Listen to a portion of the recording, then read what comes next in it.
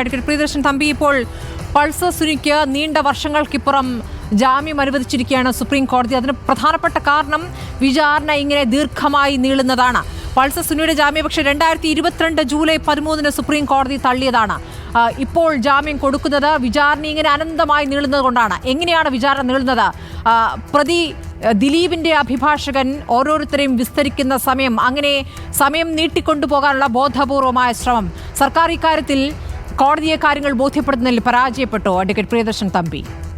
അല്ല, തീർച്ചയായിട്ടും ഇവിടെ സൂചിപ്പിച്ചതുപോലെ തന്നെ നമുക്ക് മനസ്സിലാക്കേണ്ട ഏറ്റവും പ്രധാനപ്പെട്ട ഒരു കാര്യം, ഈ റൈറ്റ് ടു സ്പീഡി ട്രയൽ എന്ന് പറയുന്നത് ഒരു പ്രതിയുടെ അവകാശമാണ്. യാതൊരു സംശയവുമില്ല അക്കാര്യത്തിൽ. കാരണം ഒരു കേസിന്റെ വിചാരണ അനന്തമായി വിചാരണ തടവനായി കിടന്നുകൊണ്ട്, കാരണം അയാൾ കുറ്റക്കാരനായി പ്രസ്താവിച്ചിട്ടില്ല, അയാൾക്കെതിരെയുള്ള അലിഗേഷൻ വളരെ സീരിയസ് ആയിരിക്കും.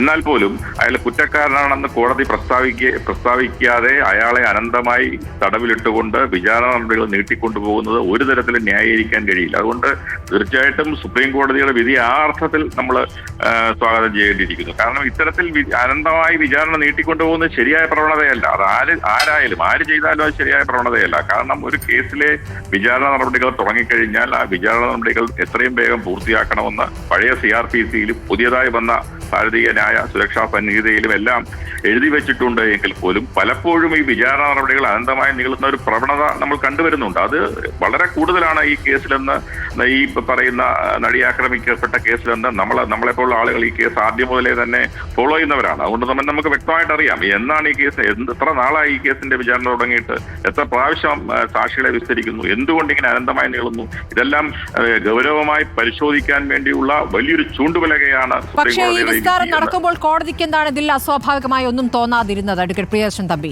87 ദിവസമൊക്കെ പ്രതിയുടെ അഭിഭാഷകൻ ഇങ്ങനെ വിസ്തരിക്കുമ്പോൾ. അല്ല, വളരെ ശരിയാണ്. അത് അങ്ങോട്ട് ചോദിച്ച ചോദ്യം വളരെ ശരിയാണ്. കാരണം തീർച്ചയായിട്ടും കോടതിയാണ് ഇതിലൊക്കെ ഇടപെടുകയും ഇക്കാര്യങ്ങളൊക്കെ വേഗതയിലാക്കുകയും ചെയ്യേണ്ട ഉത്തരവാദിത്വം പല സുപ്രീം കോടതി വിധികളിലും പറഞ്ഞിട്ടുണ്ട്. കാരണം ബെസ്റ്റ് ബേക്കറി കേസിൽ തന്നെ വളരെ പ്രസിദ്ധമായ എല്ലാ പ്രതികളെയും നിരപരാധികളാണെന്ന് കണ്ട് ഗുജറാത്തിലെ കലാപവുമായി ബന്ധപ്പെട്ടുകൊണ്ടുണ്ടായ കേസിൽ വെറുതെ വിടുകയും പിന്നീട് സുപ്രീം കോടതി അത് തിരുത്തുകയും ഒക്കെ ചെയ്ത ചരിത്രം, നിയമചരിത്രം നമുക്കറിയാം. ആ വിധിയിലൊക്കെ സുപ്രീം കോടതി വളരെ അടിവരയിട്ട് പറഞ്ഞതാണ് കോടതികൾ എന്ന് പറയുന്നത്, പ്രത്യേകിച്ചും വിചാരണ കോടതികൾ എന്താ പറയുക, ഒരു ശിലാഫലകം പോലെ ഇരിക്കേണ്ട സ്ഥാപനങ്ങളല്ല, മറിച്ച് വിചാരണ നടപടികളിൽ അനുദിനം ഇടപെടുകയും അതിൽ വേഗത്തിലാക്കാൻ വേണ്ട ക്രമീകരണങ്ങൾ ചെയ്യുകയും നിയമത്തിൽ തന്നെ പറഞ്ഞിട്ടുണ്ട്. നമ്മളൊന്നും പറയേണ്ട കാര്യമില്ല. ഈ ഡേ ടു ഡേ തന്നെ സെഷൻസ് കേസിന്റെ വിചാരണ തുടങ്ങിയാൽ അത് ഡേ ടു ഡേ തന്നെ എത്രയും വേഗം തീർക്കണമെന്നുള്ള പ്രൊവിഷൻസ് നമ്മുടെ നിയമത്തിലുണ്ട്. പക്ഷെ അങ്ങനെ ഈ കേസിൽ സംഭവിക്കുന്നില്ല എന്നുള്ളതാണ് വിചിത്രമായ കാര്യം.